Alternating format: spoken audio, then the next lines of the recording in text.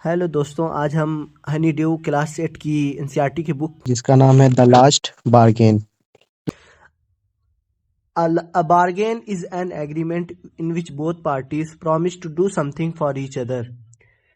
Some Someone is looking for work, waiting to be hired. He strikes a bargain but thinks it worthless.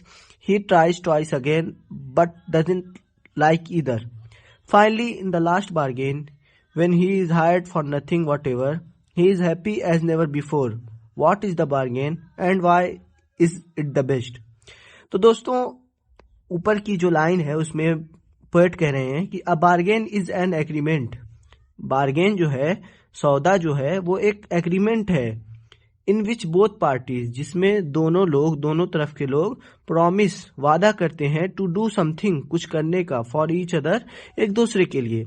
Someone is looking for work, कोई है जो काम तलाश कर रहा है। लुकिंग फॉर का मतलब होता है दोस्तों तलाश करना, सर्च करना। वेटिंग टू बी हायर्ड, जो इंतजार कर रहा है कि उसको काम पर रखा जाए।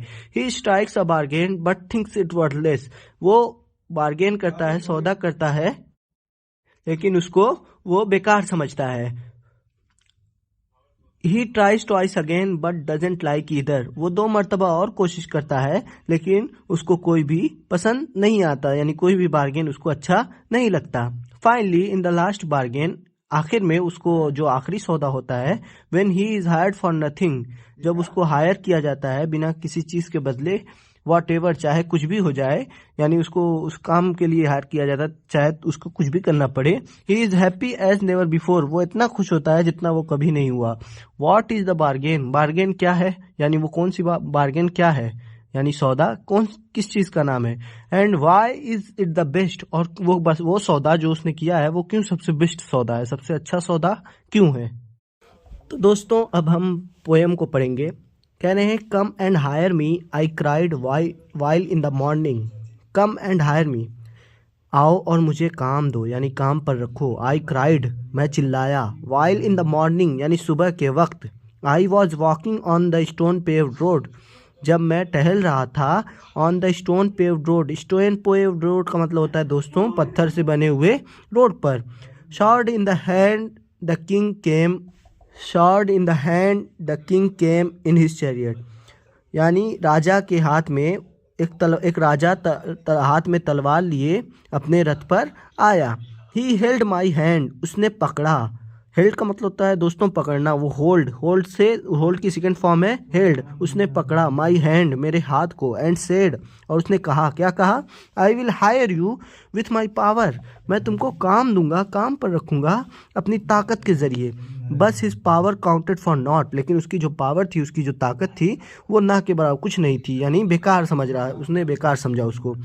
And he went away in his chariot, और वो अपने रथ पर वापस चला गया।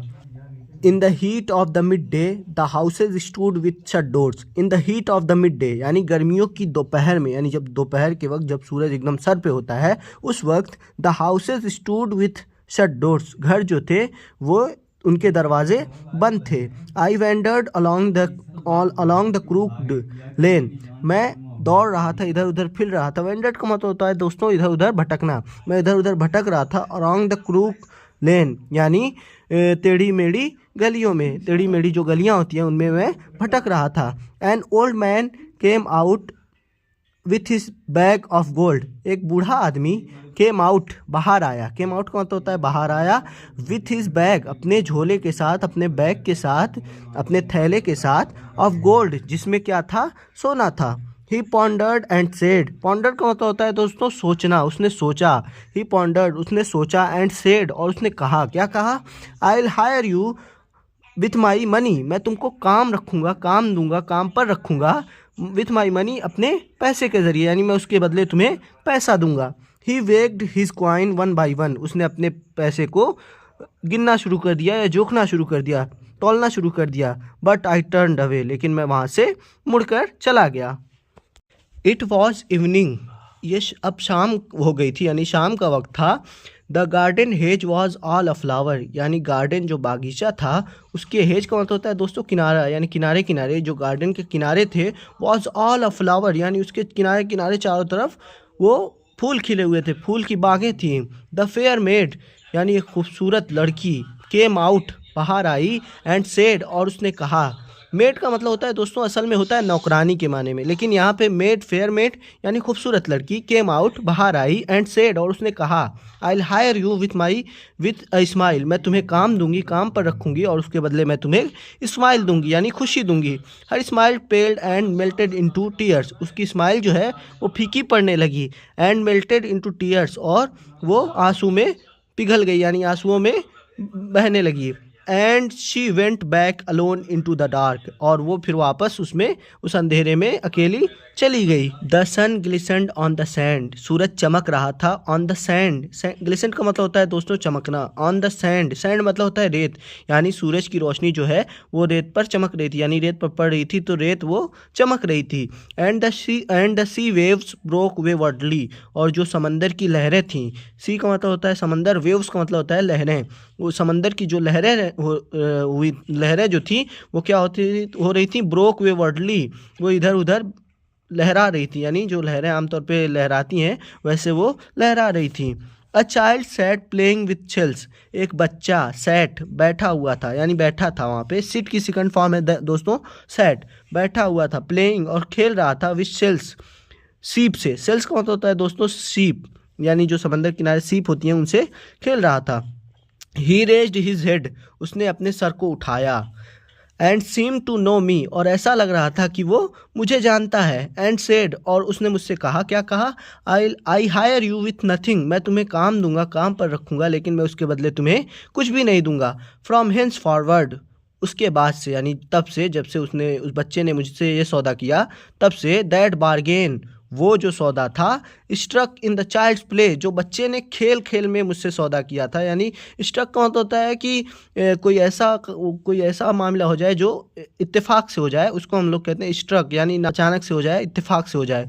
Struck in the child's play made me a free man, उस बच्चे ने जो खेलते खेलते मुझसे वो किया, उस बच्चे ने जो खेलते खेलते मुझसे सौदा किया था, वो सौदा उसने मुझे क्या कर दिया, एक आज़ाद आदमी बना दिया। तो दोस्तों आज हमने पढ़ी the last bargain. Rabindranath Tagore ने ये पोएम लिखी है और उनकी ये सबसे अच्छी पोएम मुझे लगी। आप लोगों को कैसी लगी आप लोग कमेंट करके बताइए, और अगर आप लोग चाहते हैं ऐसी वीडियो देखना और तो इस चैनल को सब्सक्राइब करिए और वीडियो को लाइक करिए और ज़्यादा से ज़्यादा अपने दोस्तों के साथ शेयर करिए। तब तक के लिए बाय बाय।